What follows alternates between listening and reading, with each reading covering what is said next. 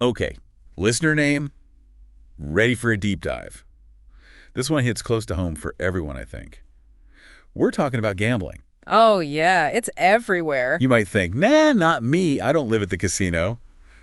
But that's exactly why we're doing this. Right. We're going deep into how gambling, all kinds of gambling, is already woven into our lives. Yeah, it impacts us in ways we probably don't even realize. And with everything online these days, the whole gambling scene, it's changing so fast. Faster than ever before, I'd say. We're not here to judge anyone's fun, right? Of course not. We're here to lay out the facts, the trends, what they don't tell you, The hidden costs. so you can see the whole picture. Absolutely. So let's just start with the basics. What exactly is gambling? Good place to start. It's not just those slot machines or poker tables, right? Right. At its core, you're risking something you value. Money, usually. Usually, yeah. On an outcome that you can't know for sure, hoping to win something. So it could be anything from lottery tickets to those office fantasy sports pools. Yep. Even certain kinds of investments, some people would say. Like day trading, where it's all about predicting what the market's going to do and risking your cash on it. Exactly. And it's way more common than most people think. Get this, 30% of the folks at casinos are 60 or older. Whoa, really? I would have thought it was mostly younger people. It used to be, but with online gambling now, Yeah, that makes sense. it's a much wider range of folks. Younger generations, too, they grew up with all this tech. And it's so easy. Super convenient. Speaking of easy, sports betting is everywhere now, especially with those apps. It's huge. Totally bringing in a whole new wave of gamblers. Oh, yeah. In 2021 alone, college sports betting, just that, brought in $1.16 billion. That's wild. And March Madness, 45 million Americans were betting on that, like $3.1 billion total. It's mind-blowing how big this whole thing has become. It's almost like gambling is just normal now. It's becoming more normalized, definitely. But that's part of the problem, actually. It's often called a hidden addiction. Why hidden? Because unlike some other addictions, there aren't always these obvious physical signs. It's harder to spot, but the impact can be just as bad. One of the articles we got, it had this picture of people like trapped and tangled up in dollar bills. It really made me think about how gambling can just sneak up on you and mess with every part of your life. That's a powerful image, and it's so true. When you think about financial stress from gambling, it can spill over into everything. Relationships, work, even your health. Every single bit of your well-being. We talk about 8 dimensions of wellness, like Right. emotional, social, occupational, Right. financial, environmental, physical, intellectual, even spiritual. Gambling can mess with every one of those. I hadn't thought about it that way, all those different areas. Yeah. Let's talk about the money part specifically for a minute. What kind of consequences can happen? It can really spiral out of control. Gambling debts, they can lead to, financial ruin, obviously, bankruptcy, losing your job, and even criminal charges in some cases. The strain it puts on your finances is enormous, and it ripples out to everyone around you. I've known people who've gone through serious financial stress, and it's more than just the numbers. It messes with their mental health, relationships, Everything. your whole outlook on life. Exactly. That's why the financial side of a gambling problem is so important to deal with if you want to recover. Programs like Gamblers Anonymous, they really focus on this. It's not just about stopping the gambling, then. It's about taking stock of the damage. And rebuilding, one of their key steps is making a fearless moral and financial inventory. It's about really looking at what happened because of your actions and owning it, figuring out where the money went, why you spent it like that, facing reality. That sounds tough, but really important. It's like rewriting your financial story. That's a great way to put it. It's about recognizing the problem and taking action to fix it, making amends, often by paying back debts, rebuilding trust. It's a long road, but it can be really empowering. So what does this mean for folks listening? They might not have a gambling problem themselves, but maybe they know someone who does, or they just want to learn more. What can they do? That's a great question. You don't have to be an expert to make a difference. Just knowing about the issue, being able to talk about it, that's huge. Okay, let's get specific. What are some things people can actually do to support someone who might be struggling? Or even just to start a conversation about gambling's impact? Professionals, especially those in helping professions, they're in a key position. They can add gambling screening questions to their intakes. Just asking opens up the conversation, makes it easier for people to get help. Such a simple thing, but it could make a big difference. Absolutely. And if you work with finances, teaming up with financial pros to create recovery plans can be really helpful. What would those plans look like? It depends on each person's situation, but the goal is to get their finances back under control. For example, if the person who was gambling was the one in charge of the household money, the plan might involve finding someone else to handle that, at least for a while. Makes sense. It's about putting safeguards in place. Right. And the plan might include separate bank accounts or limits on how much they can spend to help them stay on track and avoid those old patterns. It's important to remember that gambling's impact goes way beyond the individual, right? It affects whole families, communities. Oh, absolutely. That's why talking about it openly, educating people is so important. We need to break down the stigma so people feel okay about asking for help. I'm really impressed by what the financial social work community is doing. They're tackling this head on, having those tough conversations about how gambling hits vulnerable communities and pushing for better support and resources. They're doing crucial work. By shining a light on this, they're helping create a more informed and supportive society. It's clear that gambling is a really complex issue with all kinds of consequences. I already feel like I'm more equipped to have these conversations and support people who might be struggling. Me too. Knowledge is power. The more we understand about gambling, the better decisions we can make, and the better we can support those around us. You mentioned a national helpline earlier. What was that number again? I think that's a good one for our listeners to have. It's 1-800-GAMBLER. They have resources, support, and they can connect you with treatment centers. You never know when it might be helpful. That's a great resource. So we've covered a lot here, but I keep thinking about online gambling and how it's just everywhere, especially on our phones. Do you think that's changing the whole equation? It's a huge factor. When you have access to gambling 24/7, literally in your pocket, it raises some serious questions about healthy boundaries and controlling those impulses. How do we handle this new world where temptation is just a click away? I've noticed a lot more gambling ads popping up on my social media feeds too. It's like it's becoming even more embedded in our lives. It definitely is. And as that happens, talking openly and honestly about the potential risks becomes even more important. I couldn't agree more. This has been a really insightful deep dive. I feel much more aware of all the different aspects of gambling and how it affects everyone, not just individuals. Me too.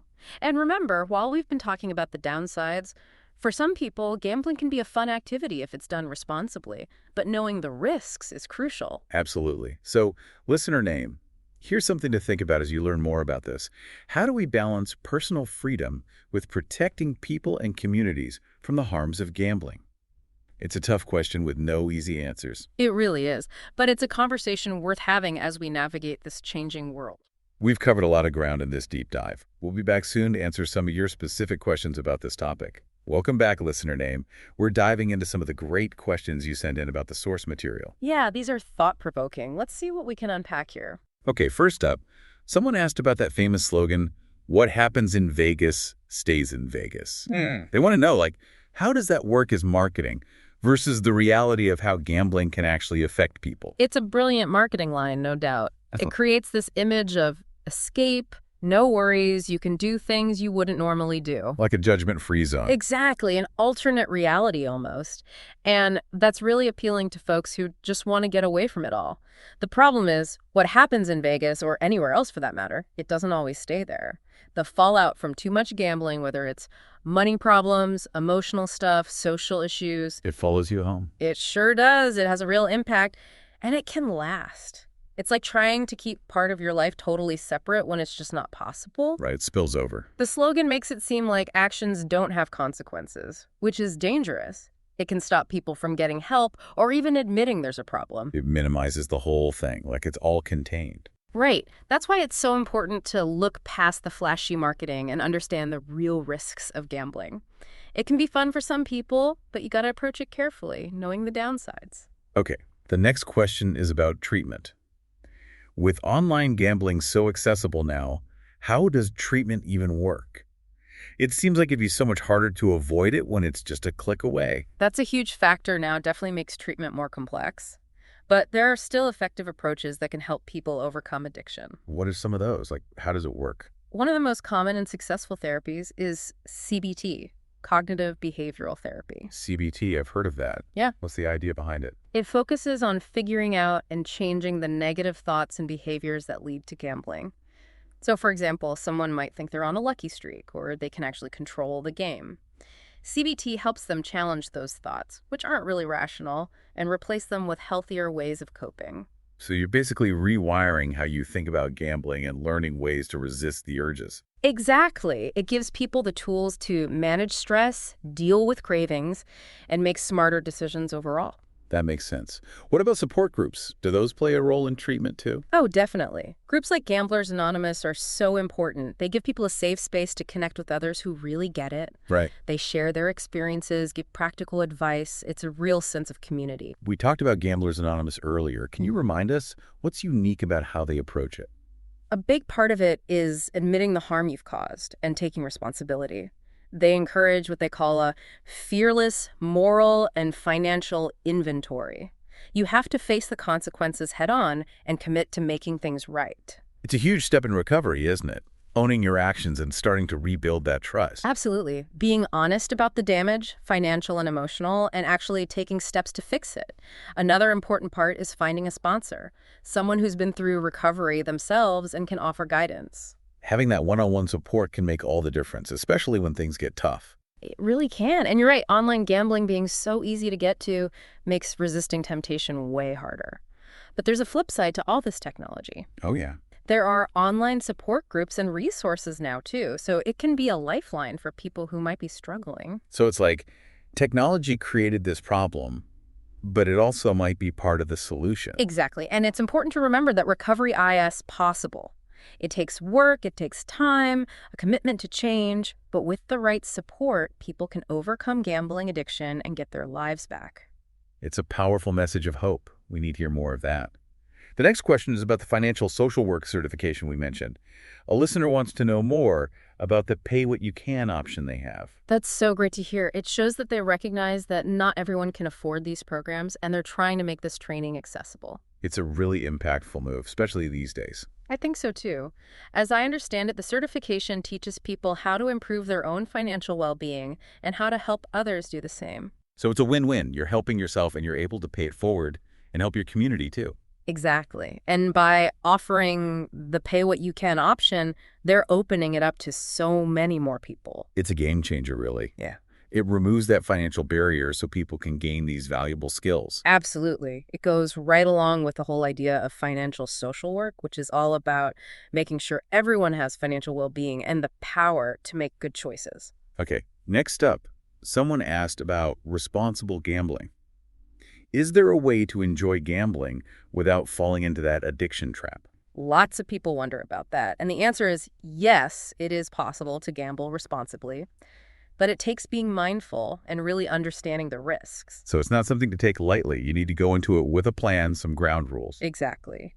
One of the most important things is to decide ahead of time how much time and money you're willing to spend before you even start. It's like setting a budget. Like when you go to the movies or out to eat. You decide how much you're going to spend before you go. Right. And you have to stick to it no matter what. Don't try to chase your losses or win back money you've already spent. That's got to be hard when you get caught up in the moment. Emotions are running high. It is, but it's key to remember that gambling should be fun. It's entertainment. It's not a way to make money. That's such an important point. If you're counting on gambling to fix your finances, that's a huge red flag. Absolutely. And pay attention to your mood. Don't gamble when you're stressed, depressed, or anxious. Those feelings can cloud your judgment and lead to impulsive decisions. Like with anything else, when you're not thinking clearly, it's not a good time to be making decisions about money. Exactly. Another good tip is to take breaks. Don't gamble for long stretches. It's easy to lose track of time, so set a time limit for yourself beforehand and stick to it. That makes sense. It's a way to avoid those marathon sessions that can lead to trouble. Right. And if you notice that you're having a hard time controlling your gambling or it's having negative effects on your life, get help. There's nothing to be ashamed of. We've talked about some of the resources out there, like the National Helpline and support groups. Reaching out is a sign of strength, not weakness. You got it. Admitting you have a problem is the first step to fixing it. And there are people who care and want to help you get back on track. All right, let's talk about the psychology of gambling for a minute. What makes it so addictive for some people? Right, that's fascinating. It's complicated. There are lots of factors, but one of the big ones is dopamine. It's a neurotransmitter in our brains that's linked to pleasure and reward. Dopamine, the feel-good chemical. That's it. When we do something enjoyable, our brains release dopamine, and that makes us feel good, motivates us to do it again. So how does that work with gambling? Well, gambling triggers dopamine too, especially when you win. The excitement, the anticipation of winning, even those near misses, they can all create these surges of dopamine. So our brains are wired to chase those good feelings. Right? And for some people, that dopamine rush from gambling can become very addictive, leading to this cycle of chasing wins, trying to get that feeling back again. It's amazing to think about how our brains work and how that plays into addiction. It's not just about willpower, there's actual chemistry involved. There really is. And understanding that can help us develop better treatments and prevention strategies. Okay, let's move on to another interesting idea from the source material. Something called cognitive distortions.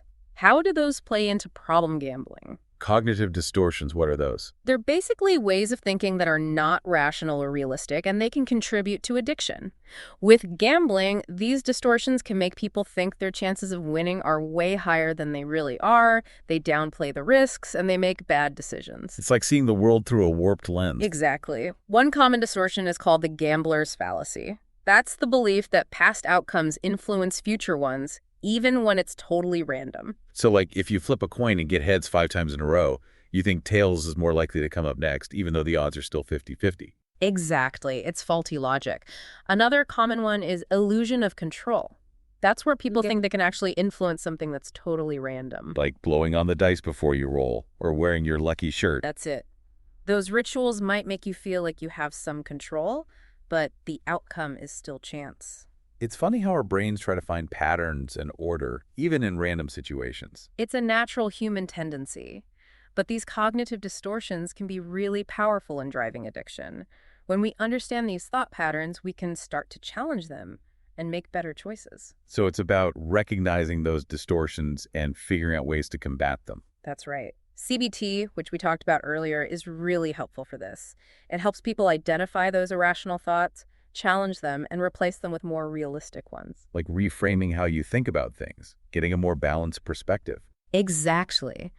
And by dealing with those thought patterns, you can weaken the hold of addiction and set the stage for recovery.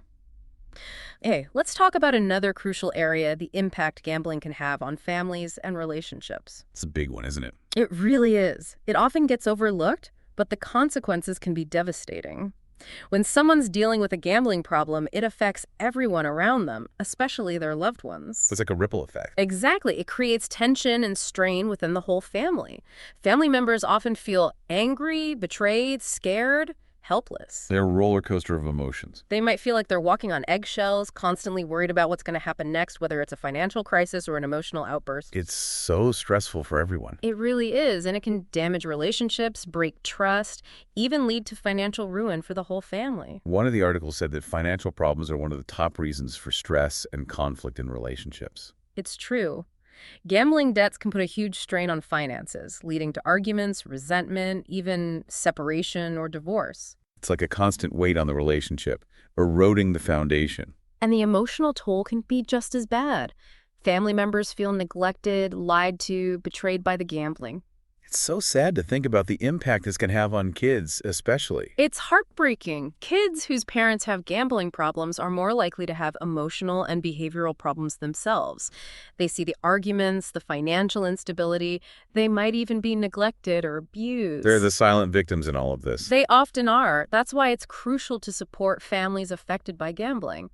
One of the sources mentioned family therapy. Oh, yeah. It can be really helpful for families to heal and rebuild trust.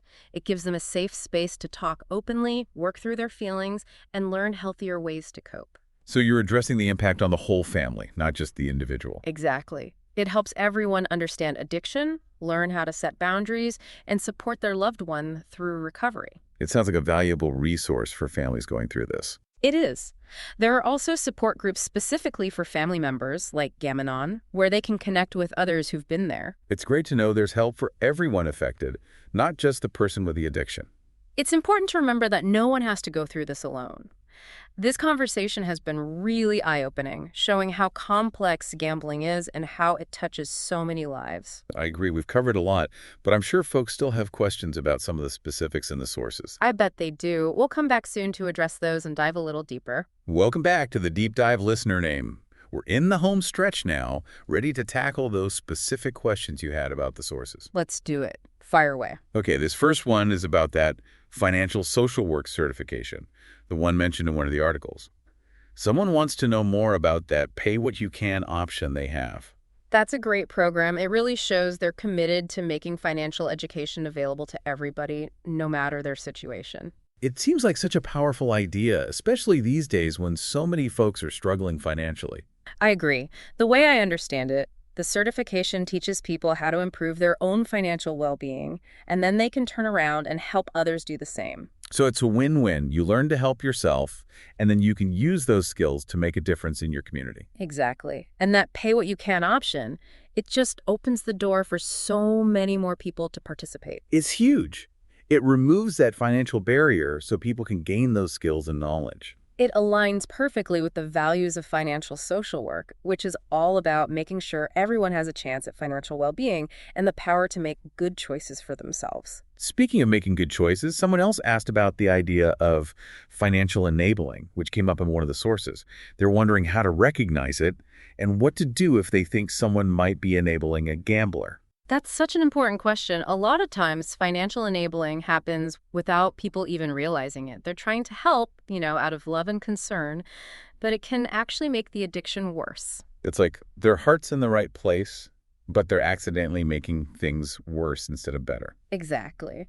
Some common signs are like constantly bailing the person out of debt, paying their bills for them, or giving them money, even though they'll probably just gamble it away. It can be hard to know where to draw the line, especially when you care about the person so much. It is. You naturally want to protect them. But you have to understand that enabling them actually prevents them from facing the consequences of their actions and getting the help they need. So what can someone do if they think they might be enabling a gambler? First, learn about gambling addiction and learn about how enabling works. The more you understand, the better you'll be able to set healthy boundaries. Knowledge is key in this situation. It really is. Once you understand it better, you can talk to the person about your concerns. Be supportive, don't judge them, but be honest. That can be a tough conversation. It can be, but it's necessary. Let them know you love them, you're worried, but also be firm about what you're willing to do and what you're not. Finding that balance between support and tough love. Exactly. And encourage them to get professional help. Offer your support during their recovery. One of the sources talked about getting help from a financial advisor if you're dealing with gambling debt. Can you talk about that a little? Definitely. A financial advisor can be incredibly helpful. They can guide you in creating a plan to manage the debt, make a budget, and start rebuilding your financial life. Like a roadmap to get back on track. That's a good way to put it. They can assess your whole financial picture, help you explore options like debt consolidation or debt management, and give you strategies for long-term financial health. Like a financial coach in your corner. Right, and they provide support and accountability, which is so important to stay committed to your plan. So, we've covered a lot in this deep dive. We talked about what gambling is, the risks, the harms, what treatment looks like, how it affects not just individuals, but families and communities. It's been pretty intense, I have to say. A lot to absorb. It is. We talked about responsible gambling, the psychology behind why it's addictive, those cognitive distortions, and how to take steps toward recovery. I feel like my eyes have been opened in a lot of ways. I hope so. That's the goal. Yeah. I hope this deep dive has given you new insights and a different way of looking at this complex issue. So, listener name, we encourage you to keep learning about this. Talk to your friends, family, colleagues about responsible gambling and what resources are out there for people who need help. Keep the conversation going. Remember, knowledge is power, and talking about it openly is how we create a more informed and supportive world for everyone. And if you or someone you know is struggling, please reach out. That national helpline, 1-800-GAMBLER, they're there 24/7 to offer support and guidance. That's a good reminder. Thanks for joining us on this deep dive into the world of gambling. We hope you found it helpful and empowering. Until next time, take care and keep those curious minds working.